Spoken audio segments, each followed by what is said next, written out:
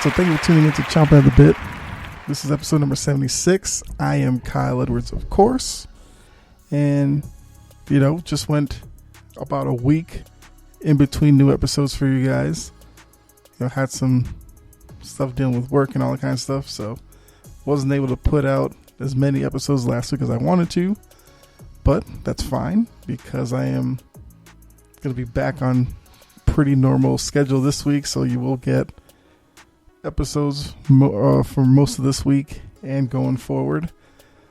But since I did miss last week, I want to go back, talk about Championship Sunday, what kind of happened there, but also bring it forward and talk about the Matt Stafford Jared Goff trade and kind of my initial thoughts based off of who I think may have won the trade, as well as why the move was made now and where these two players are kind of going forward in their career. Because, of course, being traded for each other means they're going to probably be linked for at least the next couple of years, because I believe Goff and Stafford have like a few years left on their contracts. So unless one of them moves to a different team, then maybe the link can be broken. But for right now, at least next season, both teams will now be looked at compared to the other because of them switching quarterbacks. So we'll get into that later on in the episode, but I do want to start off with Championship Sunday last weekend. So I did get both games right, which was good, because you remember regular season ended kind of roughly for me, but with the playoffs I've done really well. I believe I went 10-2 so far, so I'm up to 58-68 on the year. Still nowhere near where I wanted to be, but we're getting there. And with this being Super Bowl week, you can expect to hear a lot of football themed episodes this week. May throw in some other stuff early in the week, but definitely once we get to the last half of the week and into the weekend, a lot of football episodes coming this week. But yeah, so we'll go ahead and get started. Take a look at the AFC first. Kansas City and Buffalo. Now,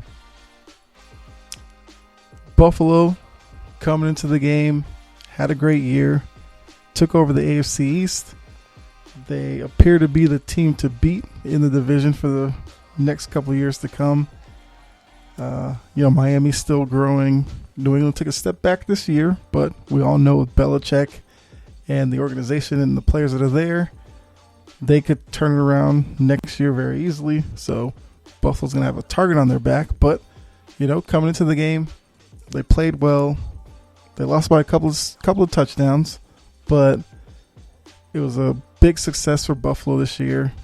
They saw Josh Allen take another step in his development. So now if Josh Allen could take another step forward, then Buffalo could find themselves back in this situation of playing in a championship game with a chance to go to a Super Bowl next year. I could see that happening. Like I said, Josh Allen's continued growth. Stephon Diggs has established himself as a top wide receiver in the league. He's Josh Allen's number one guy. So now they're kind of have to look for pieces to supplement those two. I mean, Cole Beasley, we found out, played on a partially broken leg, and Beasley's kind of getting up there. So if they can bring in another guy or a young guy who's on the depth chart this year, can take a little step, maybe that takes some pressure off of Beasley, and he can slide into more of like a number 3 receiver role, because right now he was basically the number 2 guy to Stephon Diggs. I think Beasley's more effective as the number 3 guy. They had Dawson Knox at their tight end position, who came on late last year. So he's definitely going to be a target for Josh Allen going forward. Defensively, they had Edmonds in the linebacking role. Young guy, has great speed, agility from the linebacking spot. And then you have was it Tre'Davious White back in the cornerback spot, who's their lockdown corner. So there's a lot of pieces there for Buffalo that definitely give Buffalo fans a lot of optimism going forward for the next few years. Sean McDermott and that coaching staff, were great this year. They've really developed a culture in Buffalo, and it's a culture that's going to be looking for winning ways for the next few years, and I think that's a good thing. Even though I'm a Patriots fan, I have always, I guess out of the teams in the division, Buffalo is the team that I do hate the least. Not really sure why, but Jets can't stand. Dolphins, Dolphins always seem to beat the Patriots late in the year in Miami. So haven't been that big of a fan of them, but Buffalo I can at least tolerate. So seeing them do well didn't completely, ruin my year of rooting for the Patriots. But yeah, so they start their off season. They can now look forward to the draft, free agency to try to better their team for next year. Because as we saw with their opponent in Kansas City is clearly going to, at some point, Kansas City's going to have to make some decisions because I believe Patrick Mahomes' contract will start kicking in next year.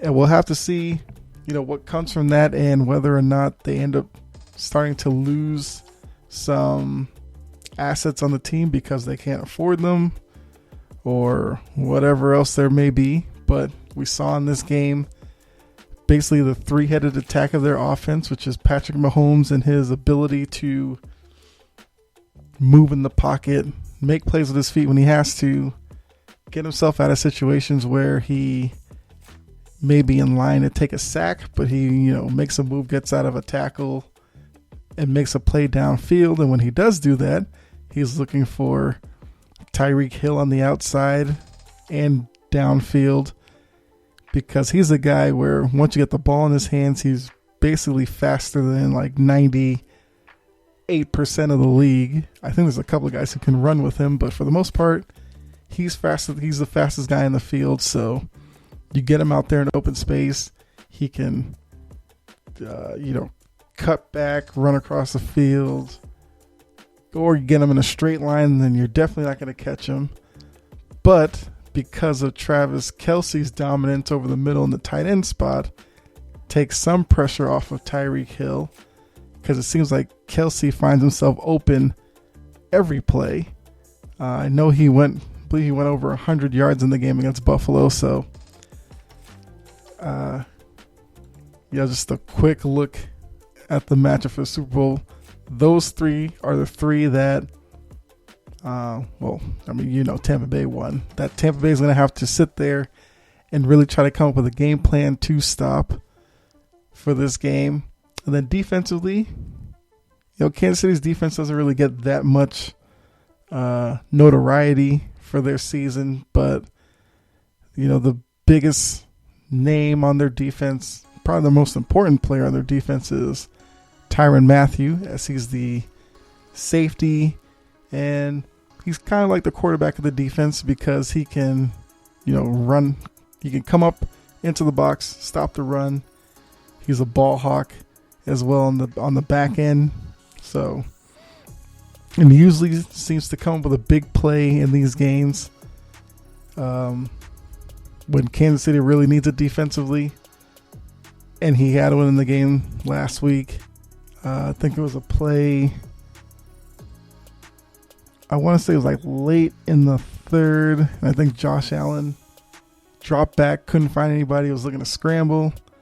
And, Matthew kind of sniffed it out, chased him down, stopped him short of a first down. So yeah, Matthew's a guy that, for Brady, he's going to have to know where he is in the secondary, because he's a guy who can make plays. And if he gets the ball in his hand, he is, shifty enough to, take it back to the house if, you don't take the right angle on him, because we saw with his time in, was like LSU, he was like returning kicks and punts and all that kind of stuff. So once he gets the ball near him, he kind of turns into that mode and becomes a dynamic football player. So, Kansas City, like I said, is prepping now for their Super Bowl, and for them, it's a chance to go back-to-back, which then brings up that dynasty word with them, which is something they're all chasing because, few of the players on the team have openly talked about they want to be, I guess, the team that takes the torch from the Patriots. As we know, the Patriots know Brady and all that. Took a step back, so Kansas City wants to be that next team to go on a run, win some Super Bowls in a row, or, like 5 and 10 years, that kind of thing. So, definitely this is a chance to take a step with number 2. And, you go back to back is very tough to do in football. So, will definitely be a big accomplishment for them. Now, quickly look at the other side. We saw Tampa Bay, Green Bay, which was the matchup everybody was looking for this past weekend. Well, weekend before, where we finally got to see Tom Brady versus Aaron Rodgers. And as I said before that game, it was a matchup that the league wanted to happen in the Super Bowl, never got it to happen, because the one time Rodgers did get to the Super Bowl was a year when obviously the Patriots weren't there. Trying to think when Rodgers got there, it was so long ago. I can't remember who they played.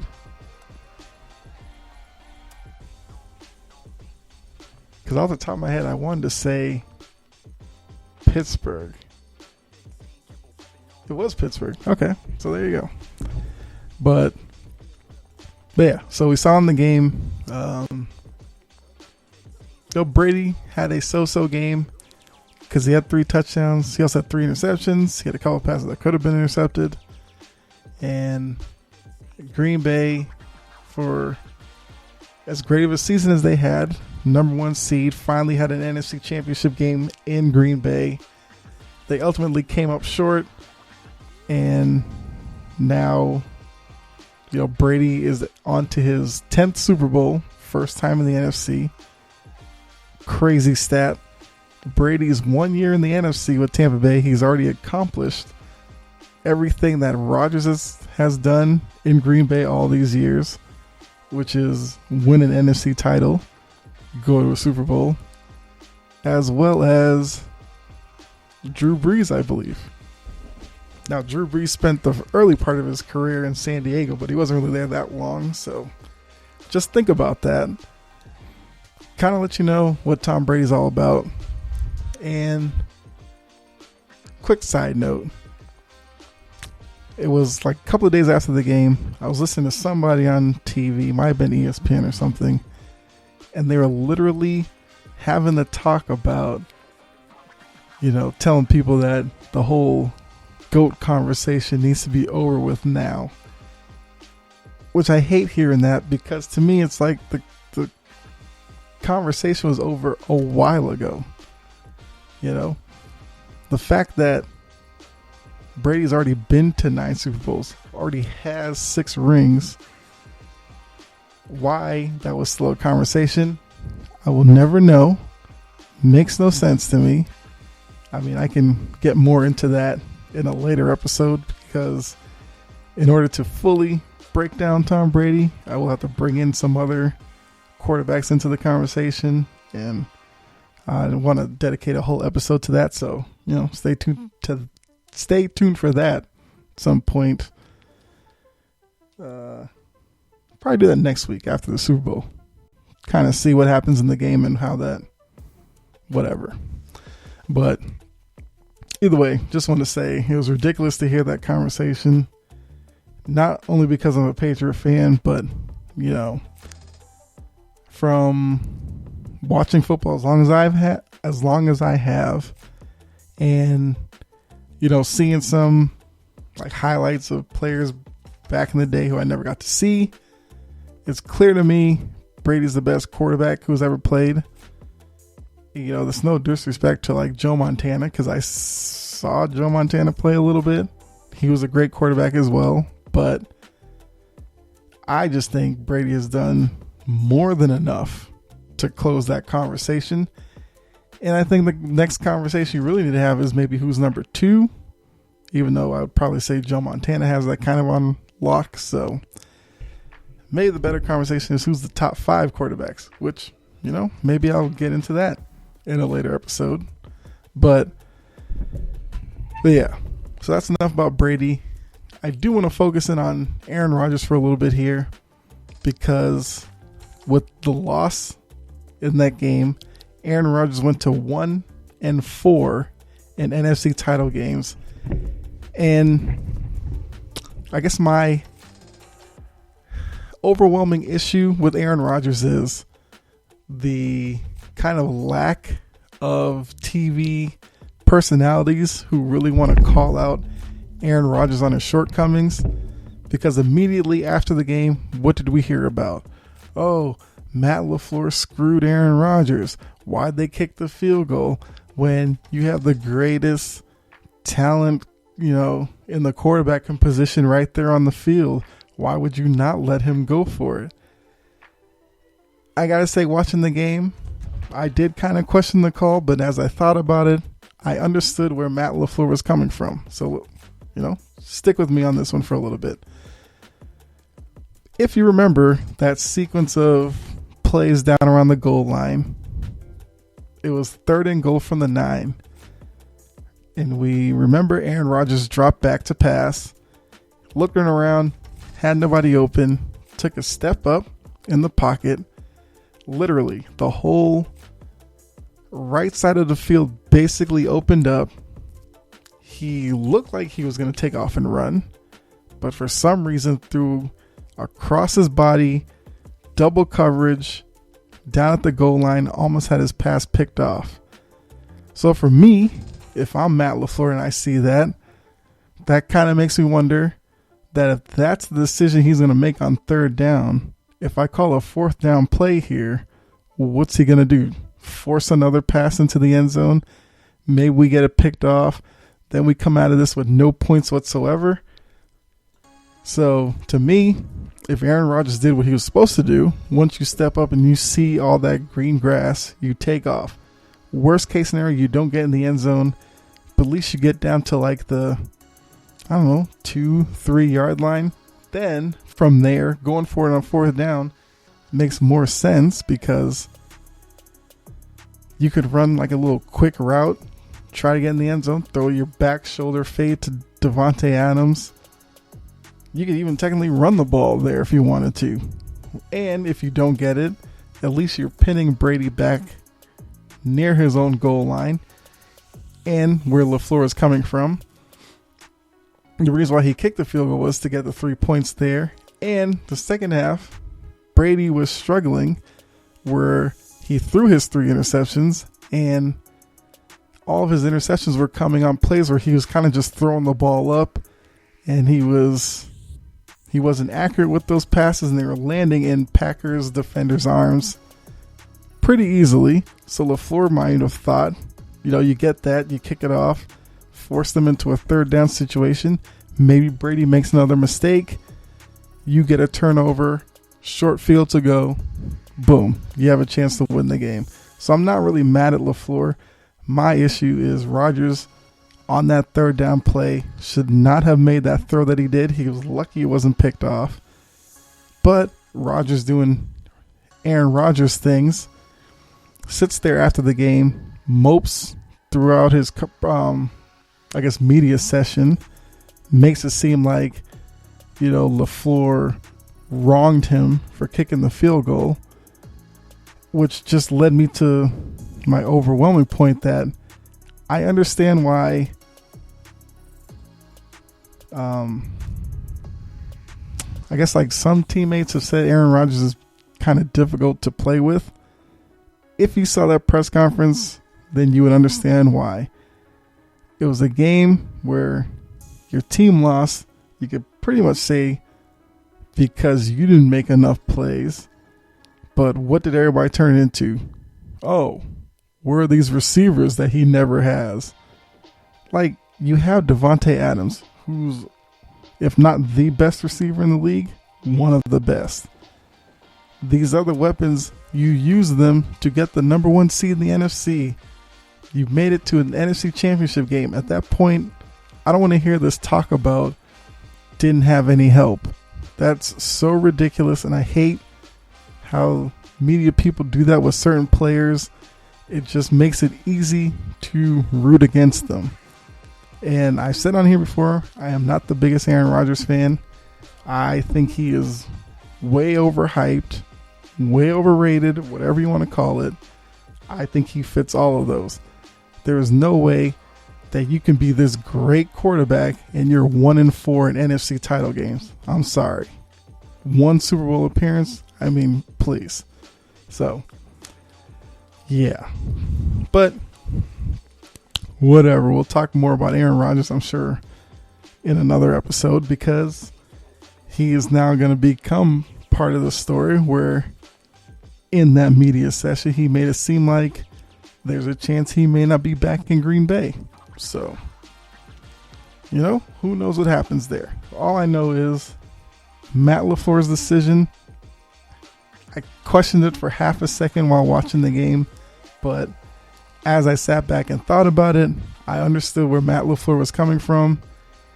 And the fact that they're trying to make it seem like that was the reason they lost the game, it was not that. So, I guess that's my little rant on Green Bay and Aaron Rodgers, which, like I said, you will hear more of it later on.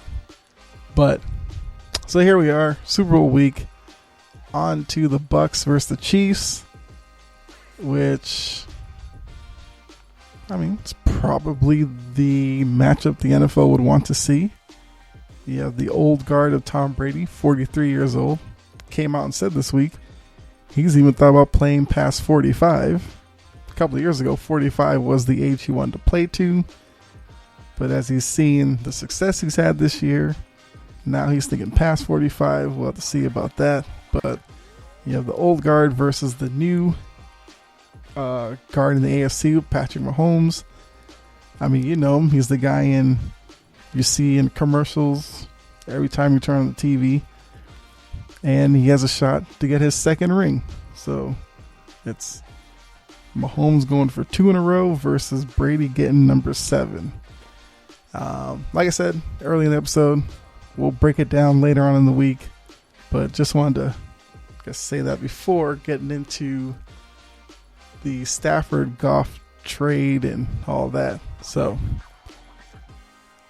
definitely, when you listen to this, you can let me know on Twitter at Chompin Podcast who you're picking to win, whether it's the Chiefs or the Bucs. And maybe enough you give me your answer later on in the week. We'll see if I agree with you guys and see where the majority is with you, who you think will win. But on to, I guess, more current news. So we already knew that this offseason was going to be a big offseason for player movement. There's a lot of wide receivers out there on the free agent market who are expected to move teams. There's a lot of quarterbacks out there, different levels. Some quarterbacks are your, young guys playing out their rookie contract, or are going to be out there looking to move teams. They probably underachieved on their team that drafted them. You have veteran quarterbacks who were maybe filling a role on a team until the young guy got ready, and now they're ready to move on. Then you have some guys who had starting jobs last year, were hoping to kind of prove their worth, didn't, so now they're looking for their next stop. And as I just said, the Aaron Rodgers thing is out there where I guess if it goes completely sour, he could be out of Green Bay. There's the whole thing with Deshaun Watson in Houston where he supposedly wants out. I think the team came forth yesterday and said, we're not really in a rush to trade him. We don't even want to trade him. So interesting to see what happens there. But we got our first shooter drop was, I believe it was over the weekend. We heard, was it over the weekend? Or like late last week, we heard that Matthew Stafford formally requested a trade with Detroit. And then, yeah, because it was late last week. Because then over the weekend, we heard that they were going to trade Stafford before the Super Bowl, which I thought was astounding. I thought that would be a move that they would make probably closer to the draft once they realized maybe their direction in the draft and all that, and to, engage a bunch of teams and whatever. But they weren't lying, because they made the deal, it was yesterday, and they sent him off to the Rams. So naturally, you'd want to know, who do the Rams give up? Well, found out that the Rams gave up Jared Goff, their young guy who kind of has fallen out of favor each year with the Rams, whether it's injuries or kind of ineffectiveness once they get into the playoffs, even though he did, quarterback that team to the Super Bowl a couple of years ago that lost to the Patriots. But it seems like since then, there was some talk about him probably being moved out. So now we understand that Stafford will be the Rams quarterback opening day. There's no question about that. And as of right now, Goff will be the Lions starting quarterback with new coach Dan Campbell and that staff that he's putting together there. So I guess the main question is, did the Rams give up too much? They gave up enough, or did they not give up enough? So I think the full deal was Goff. It was their first round pick this year. I think like the first round pick next year, and a third round pick or something like that. And when I first saw it, I immediately thought that was too much. I thought it'd be a deal where it'd be like a player and a first rounder. I felt like that would be enough to get it done. But hey, you got to give it to the Lions. They got more than I expected. So I would say it's a win for Detroit that way. Then again, for the Rams, Stafford is definitely an upgrade over Goff. Although I do think Stafford may be getting played up a little too much. But with Stafford, you do have to wonder how much of that is on the Detroit culture more than how much of that is really on him. Because, with all of the talent that Matthew Stafford does have, he's got a strong arm. He's a tough guy back there. If you watch Detroit Lion games, he will take big hits. Sometimes he is out of the game for like a little bit, but he finds his way back into the game. If he misses a week, he's right back in there the next week. So toughness is not a problem for him. But I believe I saw the stat, he has not won a playoff game in his career. Now, once again, for a guy as talented as Stafford, that is kind of tough to, stomach, because Stafford's been in the league, it's like 10, 11 years now. And it's not one of those things where he's been in Detroit with nobody. Remember, he had Megatron there. Was it Marvin Jones, Kenny Galladay? Amendola is a little older though, but there are some other guys there. But so my thing with Stafford is I don't really know what exactly to expect from him with the Rams. McVay is a better coach than anybody he's ever had. That's a given. Woods, Cooper Kupp. It's not a bad wide receiver duo. But my thing is now with the expectations with the Rams, because the Rams have made it known that with this move with Stafford, they're expecting to get back to the Super Bowl probably next year. If not next year, the year after. And we'll have to see how Stafford can perform in that kind of situation. Because when he's been in Detroit, there hasn't been really a lot of expectation put on his shoulder. So there wasn't a lot of pressure put on him. That's something I will be looking for next year to see how he handles that LA market. But I do think it's a good deal for them. I think it's a move that you have to make. Because I didn't expect him to go to the Rams. I knew he was going to get moved. I put a poll up on Twitter because I was thinking about it as a Patriot fan. Would I want the Patriots to make the move for Stafford? Now, I think when they first said he was going to be available, I was up for it.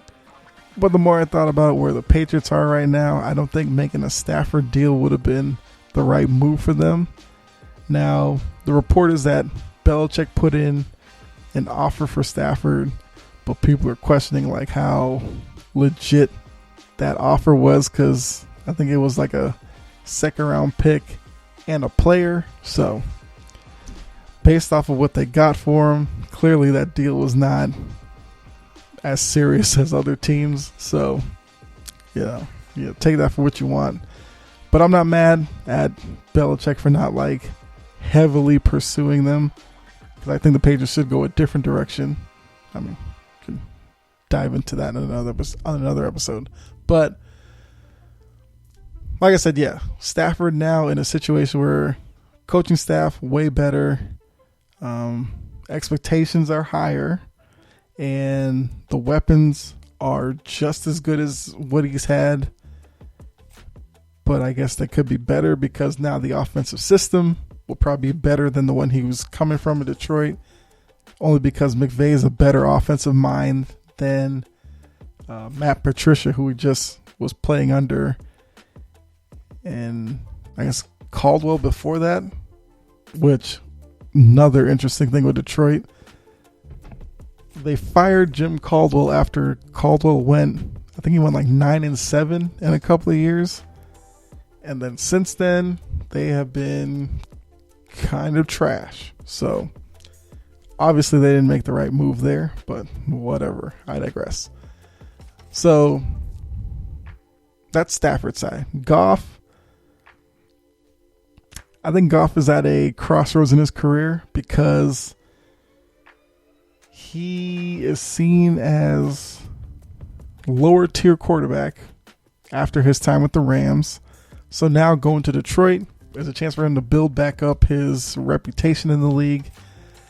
And if it doesn't work out in Detroit, at least he can make it so that he at least has another stop to go to be a starting quarterback after that.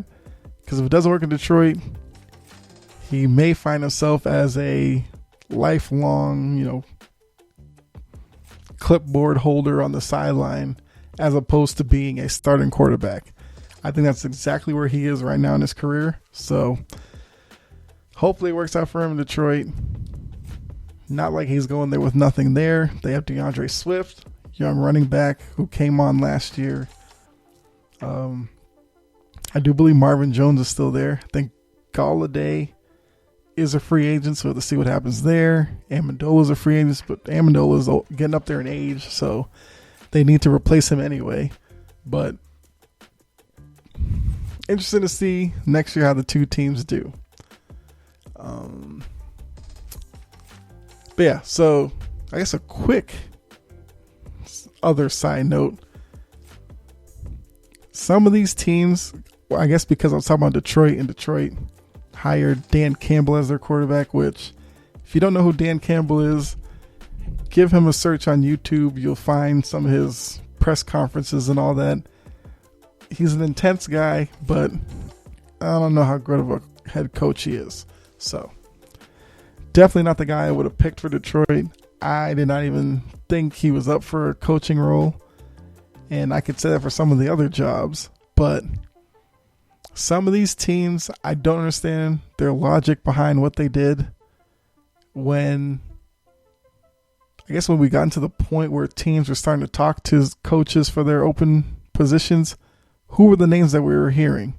We heard Brian Daboll in Buffalo because of what he just did with Josh Allen. And we heard Eric Bieniemy, Kansas City, because, we've seen Patrick Mahomes the past couple of years. Somebody on that staff got to be doing something. Bieniemy was the offensive coordinator. Naturally, he would have been a guy to get a job. Tampa Bay, was it Todd Bowles, their defensive coordinator, definitely could have gotten some looks. There was Leslie Frazier, who's coaching. Where's Leslie Frazier coaching? Is he in Buffalo? He might be the defense coordinator in Buffalo. But either way, those are some names right there. And all of these jobs have been filled. Not one of these guys has gotten the job. And I don't understand why some of these teams jumped at these random named guys to go ahead and give them the job. The Senior Bowl just happened, so I don't know. A lot of these teams may have wanted a guy in place for the Senior Bowl, whatever. I don't know. But yeah, some of these guys could have waited. Houston hired was David Culley. I had no idea who that guy was. And weirdly enough, he became the only minority hire this go around. Which probably had to touch on that in another episode. The whole minority hiring and all that kind of stuff in the NFL. Neither here nor there, at least for this episode. So, yeah. But I feel like it's going to come back to bite some of these teams in the butt. Because Bieniemy could have easily had the Houston job and probably have done a lot for Deshaun Watson. I don't know if that would have kept Deshaun Watson there or not. Who knows? But I'm sure he would have loved that move over David Culley or whatever. Daboll, I assumed he was going to get the Chargers job to work with Justin Herbert, another young quarterback, just like he just did with Josh Allen. Why couldn't he have done that with Justin Herbert? They went their own way with let's see, who do they hire? Let's see, whoever it was not the guy I was thinking. Yeah, Brandon Staley. I'm sure what you're saying is, who's that? Well, I believe he was the offensive coordinator with the Colts. So, that's a hiring to me. But we'll get into the other, head coaching hires in probably another episode this week. But I feel like it's a good spot to end this one. So, but yeah, looking ahead to some other episodes this week. Like I said, NFL coaching, hires, and all that kind of stuff. I do want to talk about Phillip Rivers and whether he's a Hall of Famer or not. And probably throwing Greg Olsen there as he retired. And we could probably throw in Drew Brees because even though Drew Brees hasn't officially retired, it's looking like he's going to retire. So we could talk about him too. Then probably after those, we'll start looking at the Super Bowl, where take a deeper dive on Tampa Bay and Kansas City, looking at what they do offensively, defensively, players to watch, all that kind of stuff. We'll get into that. And then even later on in the week, I do want to do, like I said early in this episode, besides just predicting on the game, I want to take a look at some prop bets. See if we have some fun with that. Maybe pick out a few of them, give you my pick for them, and we can work those into my picks for the year, because it will be the last day of the season to, add to my total. At least try to get over 500. Can we at least have that? So yeah, it's going to be a week of football related episodes. And then beyond that, I am going to talk about, this will be next week, but we'll get back into NBA because at that point, NFL would be done. Doesn't mean I won't talk NFL after the Super Bowl. Trust me, I will still do it. But we'll go more into NBA stuff. Like Jaylen Brown, Jason Tatum, talk about them, LaMelo Ball, all that kind of stuff. And then something new for you guys, I am going to talk some soccer because so when I started this, I am a soccer fan as well. But I watched the U.S. men's national team the other day. Want to talk about them, kind of see where their standing is in the world, kind of what has held them back in terms of being better on the world stage. So we'll get into all of that stuff next week as well. So definitely stay tuned. Like I said, this week should be back to a normal week of episodes. So, if you haven't subscribed, wherever you do listen to the podcast, please do that. That way you can find out whenever I drop a new episode. And if you don't follow the show on Twitter, Chompin Podcast, at Chompin Podcast, then when I put polls up there, it's a chance for you to interact with me. So definitely do that. But yeah, if you are new, first time listening, hope you enjoyed it. You can go back and listen to some other episodes as well. And those of you who have been with me through these first 76 episodes, appreciate you as well. And, like I always say, be safe out there. Definitely be safe. And God bless, of course. And I'll catch you in the next episode. All right.